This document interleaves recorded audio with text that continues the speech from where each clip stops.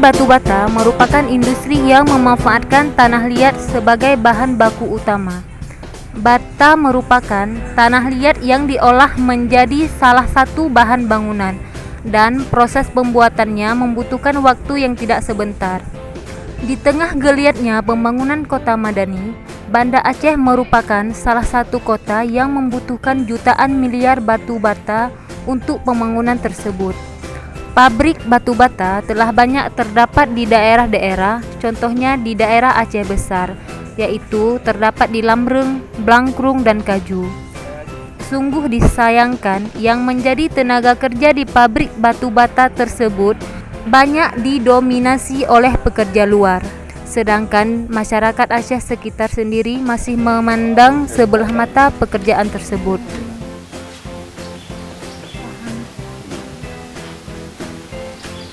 Cara pengeringan itu harus cukup. Berapa orang? 3 3 orang. Punya lagi, Mas? istri, kakak di sana. Kata orang rumah itu. Tinggalnya di lampu daerah. Hari ini nggak masuk. Jadi nggak masuk, nggak ada tanah. Dari gini, jadi kalau ada tanah, insya Allah besok masuk ya.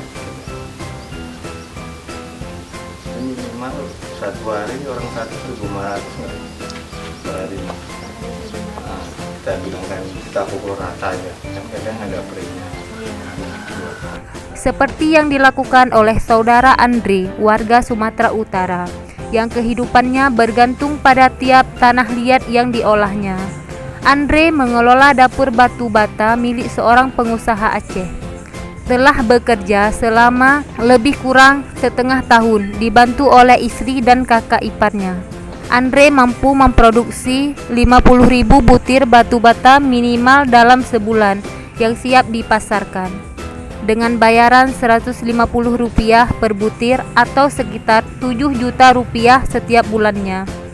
Pengeluaran biaya hidup per minggu Rp600.000 atau sekitar Rp2.400.000 per bulan.